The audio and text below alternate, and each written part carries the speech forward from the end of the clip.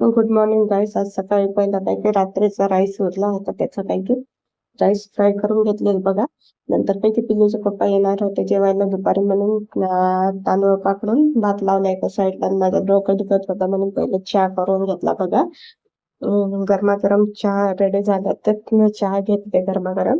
नंतर पिल्लूला काय की म्हणलं चला आता फ्रुट्सचा ज्यूस बनवा. फ्रुट्स कट करायला घेतले तर असं पिल्लू मध्ये मध्ये करत होतं, फ्रुट्स कट करायला घेतलेलं. तिचं तर हमेशा असंच असते की मी काही करत असते आणि मध्ये मध्येच करत असते. ते मला पायनॅपलचा आणि पोमेग्रेनेटचा मिक्स ज्यूस केला होता. ते लय आवडेल ते.